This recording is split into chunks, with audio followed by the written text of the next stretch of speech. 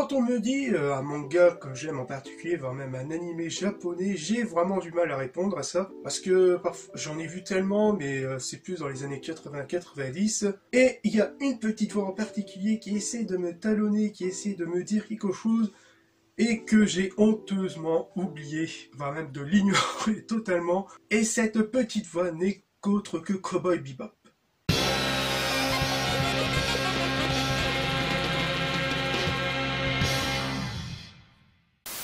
Donc Cowboy Bebop est une série d'animation japonaise de 26 épisodes réalisée par Shinichiro Watanabe, produit par les studios Sunrise. La série identifie sur plusieurs genres, à la fois cyberpunk, space western ou bien encore le polar noir, mais pour mieux faciliter les choses, c'est une série de science-fiction. Il fut diffusé pour la première fois au Japon en 1998. Figurez-vous que la série n'aurait pas dû être diffusée au Japon, notamment pour ses scènes un peu de violence et assez olé olé. Et en France vers les années 2000 sur Canal+.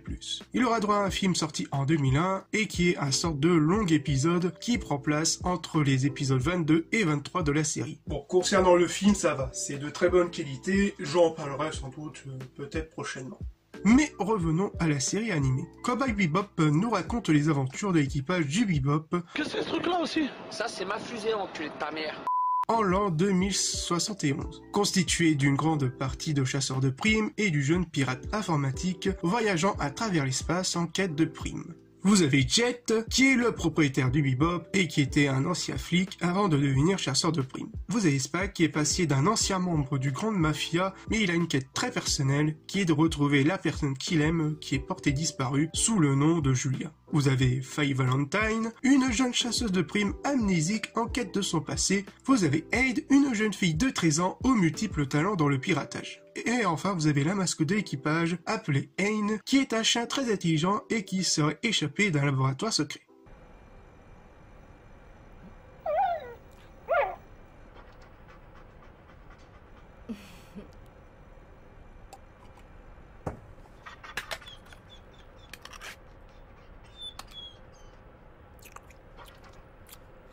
Désolé mon vieux, mais quand on ne travaille pas, on ne mange pas.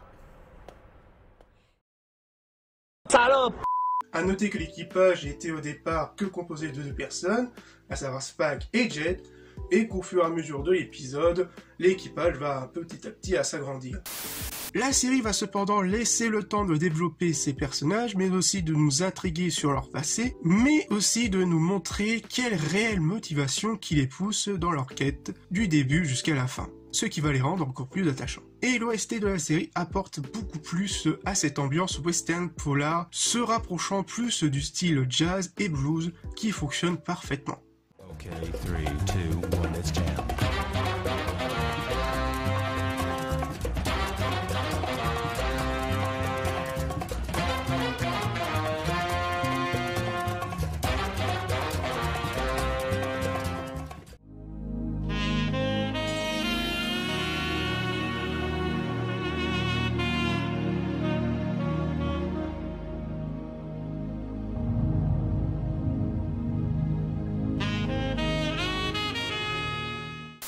Suite au succès de la série sera adaptée en manga en 3 volumes de 1998 aux années 2000, qui rajoutent quelques histoires supplémentaires en parallèle avec la série, tout en apportant un petit plus sur le développement des personnages principaux. La série sera aussi adaptée en jeu vidéo en 2001 sur PS1 et en 2005 sur PS2. Et en jeu de société sous le nom de Cowboy Bebop Space Serenade. Autre petites infos assez croustillantes, lors de l'épisode 1 de la série, quand on découvre le passé d'un des personnages appelé Pierrot le Fou, la musique en fond est un clin d'œil à l'un des titres connus de Pink Floyd, On the Run. Autre petit clin d'œil musical, le nom du personnage de Jet, à savoir au complet Jet Black, tire de son nom du batteur du groupe britannique The Strangler et le premier titre de leur 3e album Black and White, sorti en 1978, se nomme Tank, comme celui du nom du générique de l'animé. Bref, si je voulais conclure, Cowboy Bebop est une série de science-fiction unique en son genre, en s'inspirant et en mélangeant de grands genres du cinéma américain, qui va lui former un univers assez unique et bien particulier, avec ses personnages attachants et bien écrits qui nous font vivre cette aventure de chasseur de primes pas comme les autres. Bref, je vous invite fortement à découvrir cette petite pépite. Voilà, ça va être CCM Culturama fini, j'espère que vous aura plu et on se retrouve pour de futures vidéos. Peace!